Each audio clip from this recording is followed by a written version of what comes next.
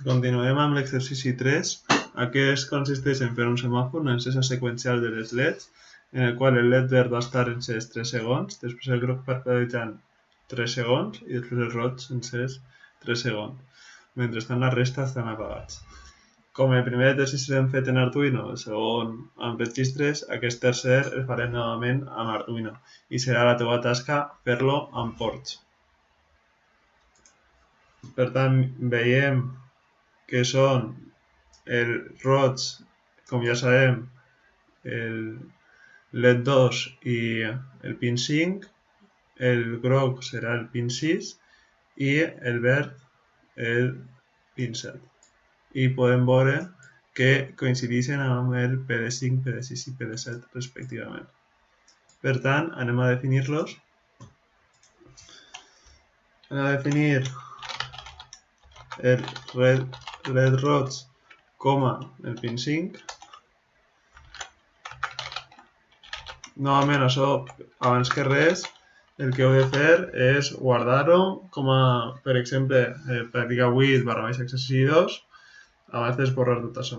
Si teniu dues versions per cadascun dels programes, podeu, a més, posar /exercici X, li poseu a més registres, Arduino, i així ho teniu tot guardat.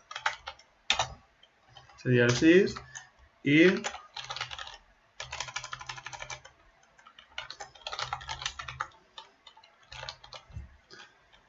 LED verd, que és el 7. El següent que anem a fer és definir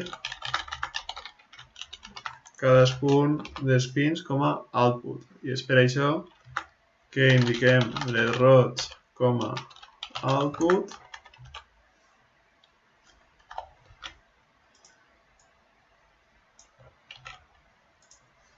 i això ja sabeu com va. LED groc i LED verd.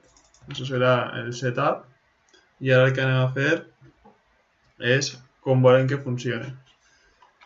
En primer lloc anem a encendre el LED verd, que és el pin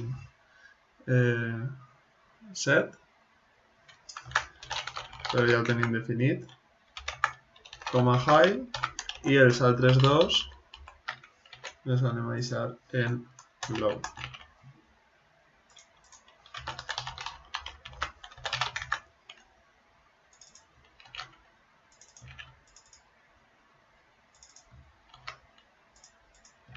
Podem posar un comentari, per exemple, semàfor en verd. Aquest comentari únicament té una línia. Després podem fer el mateix per al tercer estat. Ens deixarem el semàfor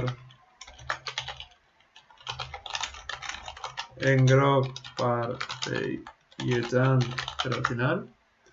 Seria semàfor en roig i únicament hem de canviar que el LED roig va estar a high i el LED verd va estar a low. Per al semàfor en groc, en vegada d'implementar 6 vegades que s'encén i s'apaga, podem emprar, per exemple, un for. Per això definim una variable dummy, una variable auxiliar, i és la que se sol emprar. Ho anem a fer fins que i és menor que 3, de forma que serà el primer període 0, 1, 2, i després ja no se compleix la condició, per tant va trencar el loop. I al final de cada iteració sumem 1 a i. Fiquem els brackets i el primer que hem de fer és posar a high el LED groc. I els altres dos, el que podem fer és, abans d'entrar al loop, posar-los a low. El LED roig ja estarà en low perquè venim d'ací, el LED verd és l'únic que hem d'apagar, just abans d'entrar al forn.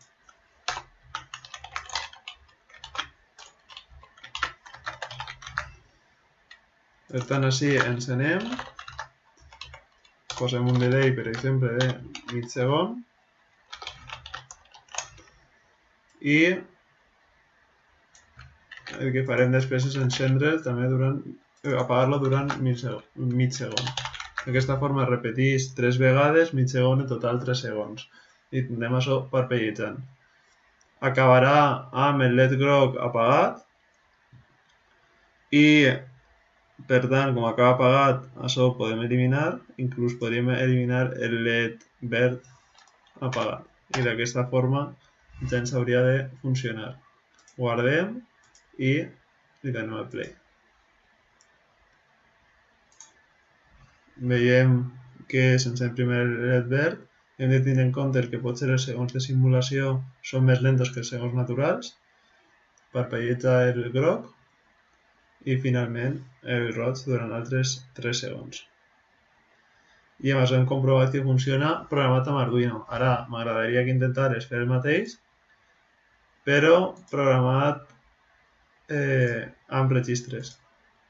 Intenta-ho i ara ens veiem al següent vídeo.